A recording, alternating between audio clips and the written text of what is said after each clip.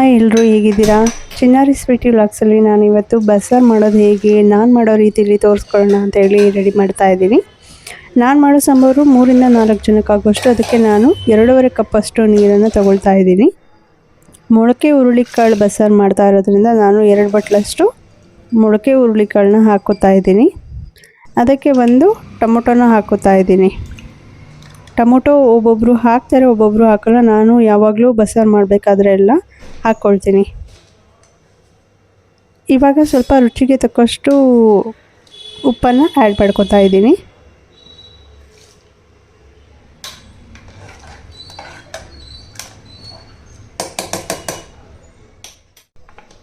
ಇವಾಗ ಕುಕ್ಕರನ್ನು ಮುಚ್ಚಿಬಿಟ್ಟು 1 ವಿಸಲ್ವರೆಗೂ ಬೇಯಿಸ್ಕೋಬೇಕು.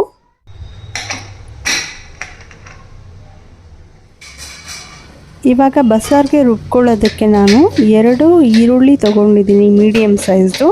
ಅದನ್ನು ಉದ್ದಕ್ಕೆ ಕಟ್ ಮಾಡಿ ಇಟ್ಕೊಂಡಿದ್ದೀನಿ.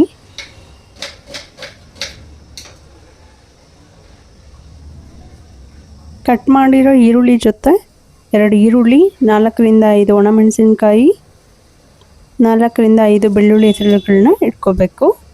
ಎಣ್ಣೆಲಿ ಹಾಕಿ ಹುರ್ಕೋಬೇಕು.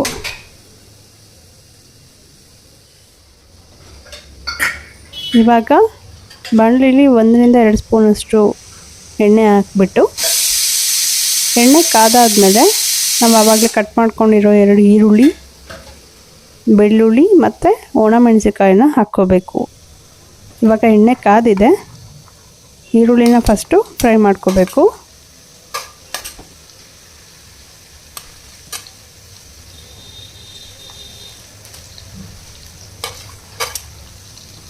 ಇವಾಗ ಬೆಳ್ಳುಳ್ಳಿನ ಆ್ಯಡ್ ಮಾಡ್ಕೋಬೇಕು. ಅದಕ್ಕೆ ಬೆಳ್ಳುಳ್ಳಿನ ಆ್ಯಡ್ ಮಾಡಿಕೊಂಡು ಸ್ವಲ್ಪ ಈರುಳ್ಳಿ ಮತ್ತು ಬೆಳ್ಳುಳ್ಳಿ ಕೆಂಪಗಾಗೋವರೆಗೂ ಫ್ರೈ ಮಾಡ್ಕೋಬೇಕು. ಇವಾಗ ಈರುಳ್ಳಿ ಕೆಂಪಗಾಗಿದೆ. ಲಾಸ್ಟಲ್ಲಿ ನಾವು ಒಣಮೆಣಸಿನ್ಕಾಯಿ ಇರೋದನ್ನು ಹಾಕ್ಕೋಬೇಕು, ಫ್ರೈ ಮಾಡ್ಕೋಬೇಕು.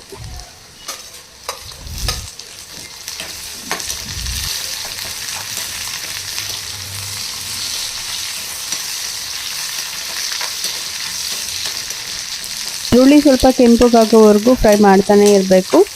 ಈರುಳ್ಳಿ ಮತ್ತು ಬೆಳ್ಳುಳ್ಳಿ ಘಮ ಸ್ಮೆಲ್ ಬರೋವರೆಗೂ ಹುರಿತಾ ಇರಬೇಕು. ಇದಕ್ಕೆ ನಾನು ಇವಾಗ ಕಾಯಿ ತುರಿ 1 ಹಿಡಿಯಷ್ಟು ಕಾಯಿ ತುರಿನ ಆ್ಯಡ್ ಮಾಡ್ಕೋತಾ ಇದ್ದೀನಿ.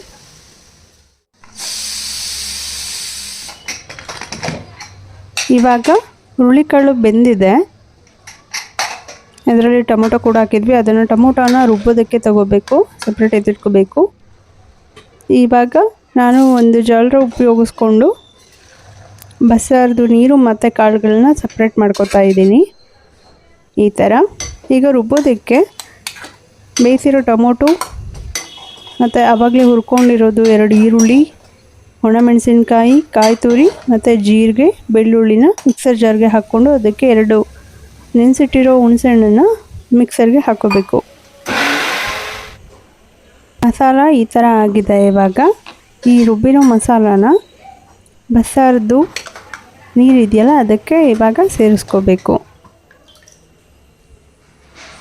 ಹಾಗೆ ಲಾಸ್ಟಲ್ಲಿ ನಾನು ಕೊತ್ತಂಬರಿ ಸೊಪ್ಪನ್ನು 1 ರೌಂಡ್ ಮಿಕ್ಸರ್ಗೆ ಹಾಕಿಬಿಟ್ಟು ಲಾಸ್ಟಿಗೆ ಸಾಂಬಾರಿಗೆ ಆ್ಯಡ್ ಮಾಡ್ತಾಯಿದ್ದೀನಿ.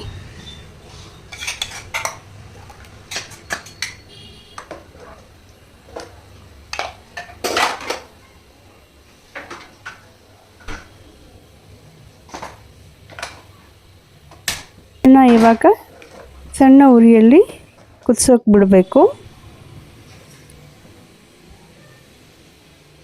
ಸಾಂಬಾರು ಮಾಡೋ ಪ್ರೊಸೆಸ್ ಎಲ್ಲ ಸ್ವಲ್ಪ ಮುಗಿತು. ಇವಾಗ ಮೊಳಕೆ ಹುರುಳಿಕಾಳಿಗೆ ಒಗ್ಗರಣೆ ಹಾಕೋದು ನೋಡೋಣ. ಬಾಣಲಿ ಇಟ್ಟು ಎಣ್ಣೆ ಹಾಕಿ 2 ಸ್ಪೂನಷ್ಟು ಎಣ್ಣೆ ಕಾದಾದಮೇಲೆ ಸ್ವಲ್ಪ ಸಾಸಿವೆ ಹಾಕ್ಬಿಡಬೇಕು.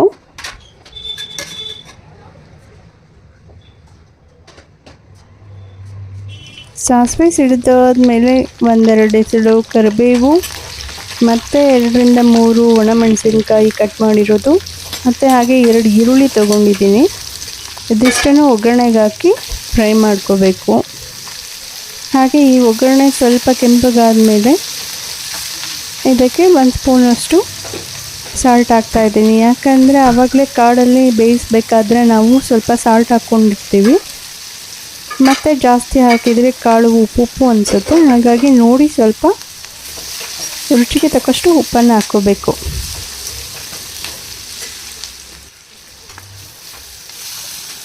ಇವಾಗ ಒಗ್ಗರಣೆ ಆಗಿದೆ. ಇದಕ್ಕೆ ಆವಾಗಲೇ ಸಪ್ರೇಟ್ ಮಾಡ್ಕೊಂಡಿರೋ ಹುರುಳಿಕಾಳನ್ನ ಹಾಕ್ಕೊಂಡು ಮಿಕ್ಸ್ ಮಾಡಬೇಕು ಒಗ್ಗರಣೆಲಿ.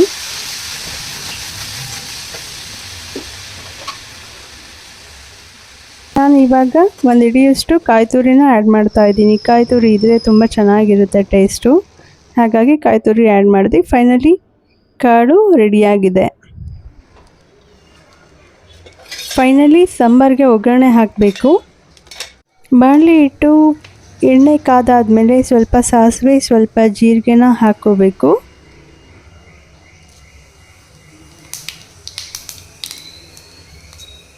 ಸಾಸಿವೆ ಚಟಪಟ ಅಂತ ಸಿಡಿದಾದ್ಮೇಲೆ ಸ್ವಲ್ಪ ಕರಿಬೇವು ಹಾಕ್ಕೋಬೇಕು. ಒಂದು 5ರಿಂದ 6 ಎಸಳು ಅದಷ್ಟನ್ನು ಹಾಕಿ ಸಾಂಬಾರಿಗೆ ಆ್ಯಡ್ ಮಾಡಬೇಕು.